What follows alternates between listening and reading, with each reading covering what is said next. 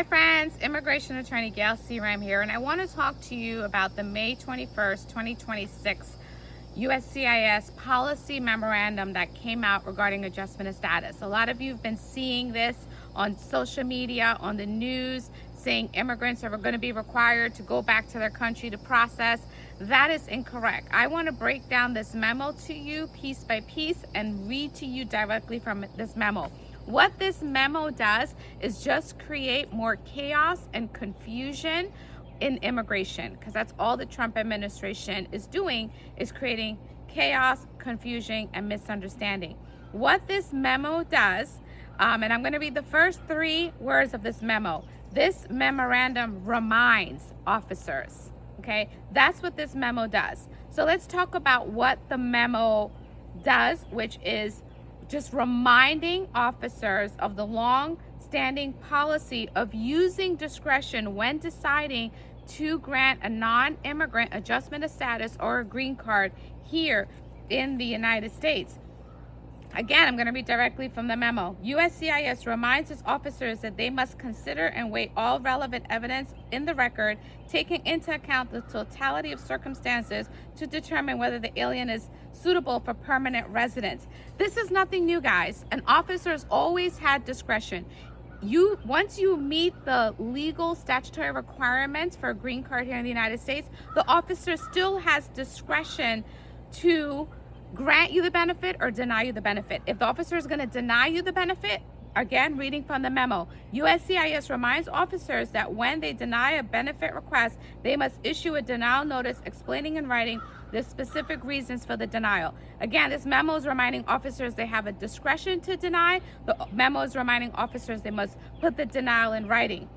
Again, reading from the memo, this policy memo is intended solely for the guidance of USCIS personnel in the performance of their official duties, but it does not remove their discretion in making adjudicatory decisions. Again, this memo is reminding officers they have the ability, based on discretion, to deny you, balancing positive and negative factors. What negative factors are they going to look at?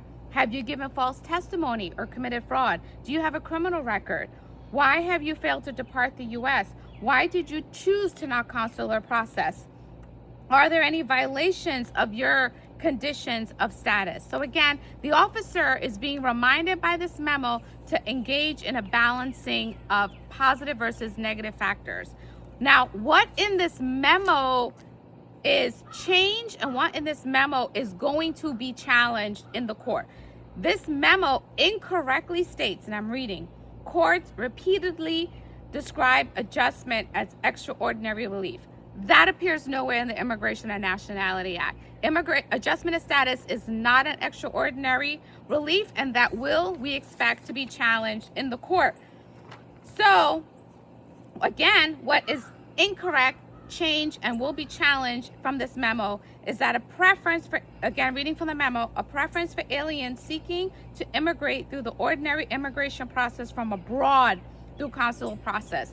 Absolutely not. Adjustment of status is guaranteed in the Immigration and Nationality Act under 245A.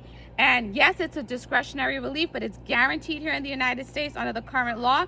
It is not forcing immigrants to leave the country to consular process. Again, this is what has changed, but again, this is also what we expect to be challenged in the courts. Stay tuned, keep up to date. Go to our website, GailLaw.com, hit the news tab and look for this article. Also, hit the news tab to keep updated and subscribe to our YouTube channel to keep updated as this policy will be challenged in the court. Thank you.